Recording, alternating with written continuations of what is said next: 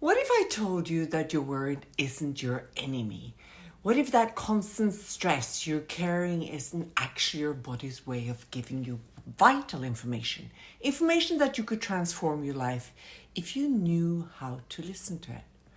I'm Annette, and for 25 years I've been helping women decode the language of their minds and bodies. And I used to be the queen of worry.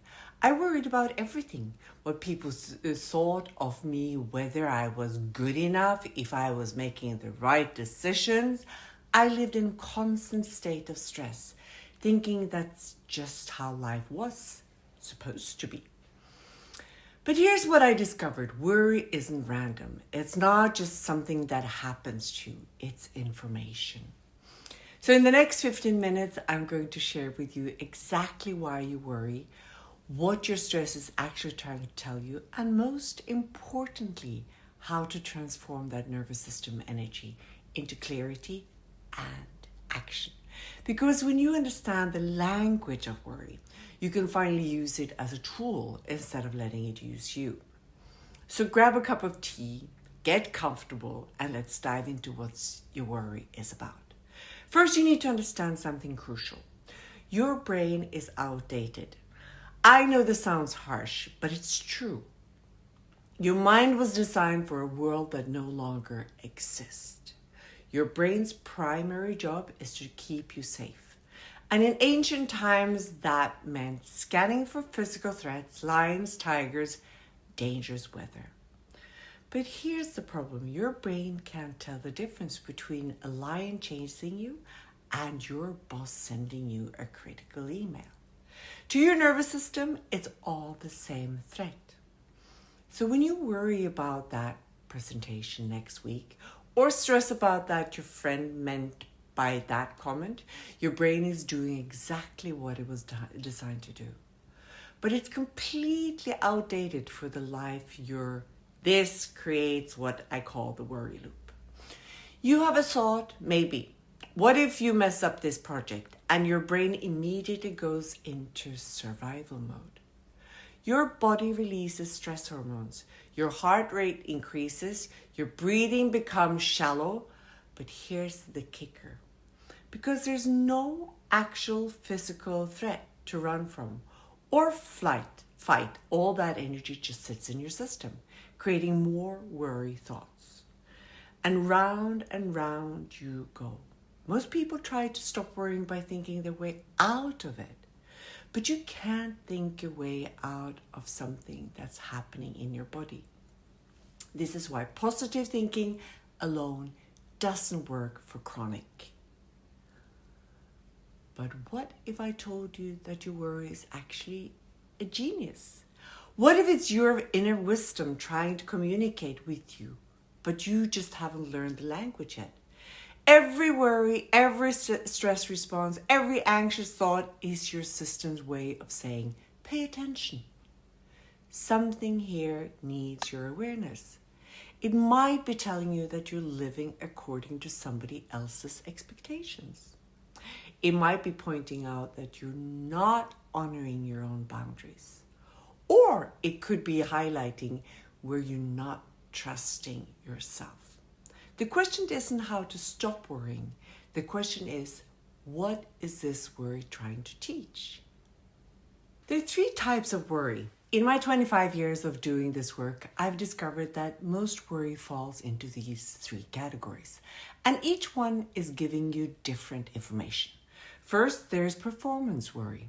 This is when you stress about how you're going to show up, whether you'll be good enough, if people will approve of you.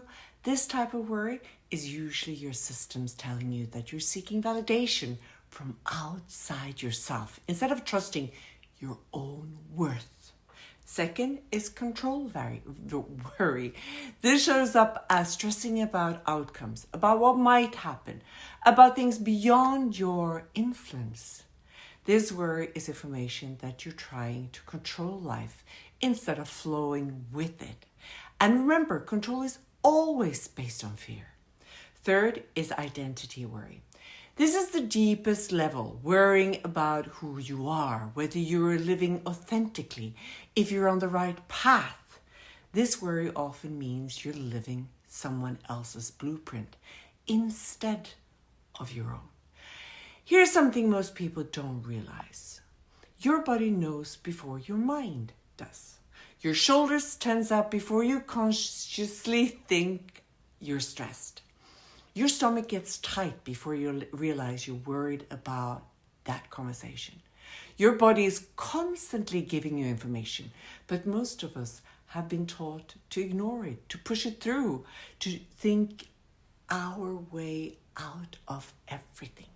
But your body's wisdom is actually more accurate than your mind's analysis.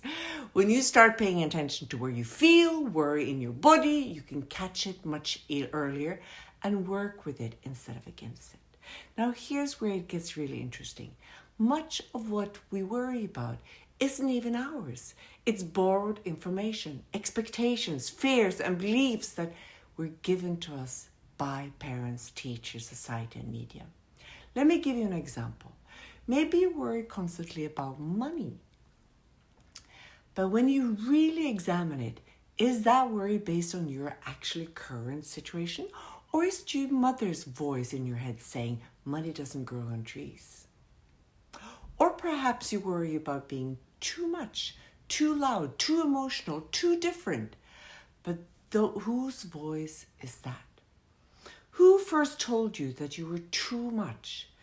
The worry is information pointing you towards what needs to be untangled. It's showing you where you're still living according to borrowed information instead of your own. So how do you actually work with worry instead of against it? The first step is what I call the mind-body reset. When you notice worrying arising, instead of trying to think your way out of it, go straight to your body. Take 3 deep breaths, not just any breaths, but breaths that reach your belly. Put your hand on your heart, feel your feet on the ground. This isn't just touchy-feely stuff. This is neuroscience. Deep breathing activates your parasympathetic nervous system, which tells your brain that you're safe. When your body feels safe, your mind can actually think clearly. Next, ask your worry what it's trying to tell you. And I mean literally ask it. Worry, what are you trying to show me? What do I need to pay attention to here? What boundary am I not setting? What truth am I not acknowledging? Don't try to answer with your mind immediately. Sit with the question. Let your body respond first. You might get an image, a feeling, or just a knowing. Trust whatever comes up. The worry often dissolves once it's been heard and understood. It was just trying to get your attention. The authenticity check.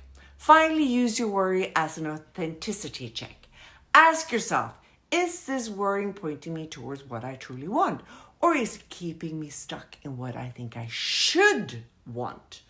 If you're worried about disappointing people, that information that you might be living for their approval instead of your own values. If you're stressed about not being successful enough, ask yourself whose definition of success you're using. Your worry will always lead you back to the same place. The question of whether you're living your unique blueprint or someone else's. And that's exactly where transformation happens. The paradigm shift, I wanted to imagine what would be possible if you stopped seeing worry as the enemy and started seeing it as a wise teacher. What if every stress response was just your system's way of guiding you towards greater authenticity? This is the paradigm shift that changes everything. Instead of trying to eliminate worry, you learn to dance with it. Instead of being overwhelmed by stress, you become curious about what it's teaching you. Practical commitment, your practical commitment. Here's what I want you to commit to this week. The next time you notice worrying arising, instead of pushing it away or spiraling into it, pause. Take 3 deep breaths. Put your hand on your heart and ask, what information do you have for me? Start small. You don't have to decode every worry perfectly. Just begin the conversation between your conscious mind and your body's wisdom. Trust what comes up, even if it doesn't make logical sense at first. Because here's what I know after 25 years of doing this work.